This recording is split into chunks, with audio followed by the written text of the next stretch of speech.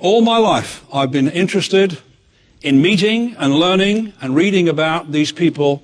So few do so well. Why is it? Well, the number one reason from a business point of view is that these people aim for the second gap in business. I won't take too long with this, but this is the kind of stuff that I go over at conferences. There are two gaps in business. First gap is for product or the service that you sell, plus the service that goes with what it is that you sell. Believe me, in every single market, with no exceptions whatsoever, this gap is full to capacity. If you have a product or a service, there's a very good chance, very high chance that just about everybody else will have it too. Do not aim for this gap. This is what they do. These people fight in this gap. This is a highly contested, highly congested, price-driven gap. Okay. So you must aim for the second gap, and the second gap is for performance, because that, whether we like it or not, that's what we're selling. We cannot sell what we charge for. We must sell more than we charge for. What does a restaurant sell? Just a matter of interest. What does a restaurant sell? Food. First thing you think of, isn't it? But it can't be food, can it? Because if it was food, it would be the most expensive place in all the world to buy food. So what are they selling? What are we buying? Service. So we're going there to meet the staff, apparently. Experience. Just a pleasant experience. Don't complicate it. With the family, with friends, with business associates, what we buy, what they sell is a pleasant experience. Yes or no? Very simple, isn't it? What do we get charged for on the way out? Food and drink. Therefore, it is imperative that every business and every business person understands you must sell more than you charge for. Otherwise, there's no value gap.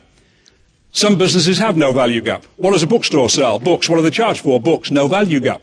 That's why people increasingly are buying books, DVDs, CDs on the internet. It's a piece of cake. And inexplicably, the service is better on the internet than it is in a bookstore. One of those things. The second gap is for performance. And this gap is absolutely wide open. Very few suppliers have the courage to get into this area. Remember the saying from history, fortune favors the brave. You've got to be good at this. You've got to be good at supplying product and service, but that cannot differentiate you. What differentiates you is that you go out of your way to sell performance. Bit by bit, day by day, month by month, you keep on contributing. That's the only reason Schwarzkopf achieved market leadership. We were up against giants. You've heard of L'Oreal and Wella, fabulous companies. Number one, number two in the world. They pretty much stuck to the first gap. They sold excellent products. They gave good service, technical support, and you name it and so forth. But our company not only did that and did reasonably well in that area, our customers were salons and they needed more than product. I hope you can understand that. They were small to medium business people. They didn't simply need product. Buying product doesn't make you successful. They needed productivity. They needed ideas. So this area involves distribution. This area involves contribution. This is product. This is intelligence. Let me give you one simple example from life. One very simple example, because this is the same in every market. Take the product, an important product called superannuation. How many people in New Zealand have superannuation? Approximately, I don't know. Anybody know? In Australia, by the way, it's everyone. You know why? It's compulsory. But maybe it's less here. But a reasonable number of people have got it? Yes? How many people have enough? How many people have enough? What is this, a staring contest? If it is, I won, by the way. Now, in Australia, give you an example, superannuation is compulsory. Every Australian worker has superannuation. Everybody's got it. So if you were selling superannuation, you wouldn't go to market and say, oh, hi, we sell superannuation. Can we have a talk? They say, no, thank you. Got it. Second question, how many Australians have a sufficient amount of superannuation? Less than 8%. It's awful. So you've got two problems. Number one is the prevailing incumbent supplier is happy they've got the business and they do not go looking into this area, and many of them don't know how to do it. And the second factor is the customer himself, herself, they do not know how to analyze the situation with your product. They do not know how to get a better result with your product or service. And by the way, if they did, there'd be no need for you. You ever thought about that? If they knew how to get a better result with your product or service, there'd never be any need for you. Customers do not know how to analyze their situations.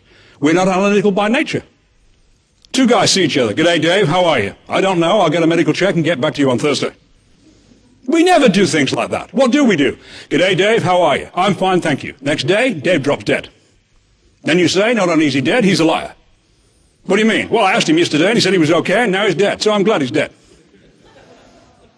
How often have you said to a couple, how about dinner Saturday night, just the four of us, and they said, sorry, can't, we're doing a complete analysis of all of our home insurances.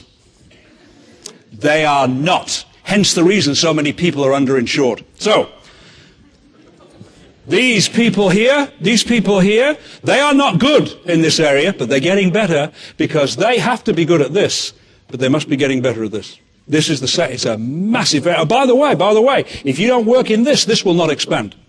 If we don't cause more productivity, the market will not expand.